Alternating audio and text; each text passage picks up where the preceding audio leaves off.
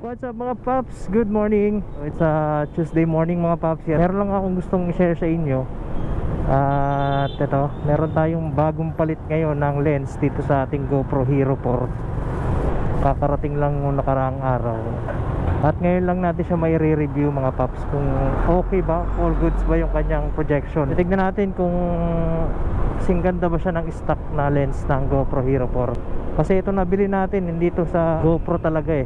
Hindi sa GoPro shop natin nabili, sa Shopee lang. At replacement lang ito. So sana maging maganda yung projection niya, tulad ng stocks. Saka medyo mura lang siya. Mas mura siya compare talaga sa GoPro na shop. Sana okay to, para makabalik tayo ng tuluyan sa pagbablog mga papsi. Kasi medyo matagal tayong nawala, no? Kasi nagkaroon tayo ng problema sa lens nga at sa personal na buhay. Kaya ito, ngayon lang ulit tayo nakakabalik-balik. So yun nga, bali meron na tayong bagong lens sa ating GoPro Hero 4 na replacement lang naman. At medyo mura lang naman yung nabili natin, pero sana maganda yung projection niya mga papsi. O, yun lang naman yung akin eh.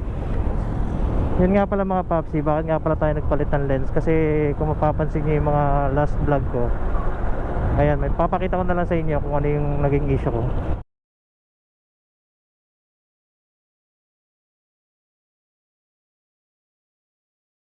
So yan mga paps, bali parang may konting dents na siya.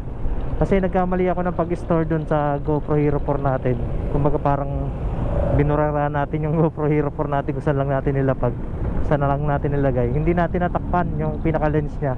So anong nangyari, nagkaroon pala siya ng konting gasgas. Yung gasgas na yun, yung medyo ang pangit na tignan pagka pinapanood mo yung video ko. Medyo dinadaya ko na ng konti eh. May mga parang may konti siyang malabo na part sa gitna. So yun yung naging problema mga paps.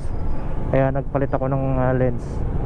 At hopefully sana maging okay tong lens natin mga lods, para makabalik-balik tayo. At meron pa pala tayong isang problema, yung isang battery ng GoPro natin nawala. Grabe, sobrang burara kasi natin. So yan, kailangan natin bumili ulit ng isa pa. So ngayon, tina-charge ko lang muna siya sa power bank kapag nalolobat na itong isang battery. So yan mga pa, sana meron maganda projection itong ating review sa ating bagong lens sa GoPro Hero 4. Kasi kung wala, kung hindi pangit yung projection niya mga paps, hindi natin may post to.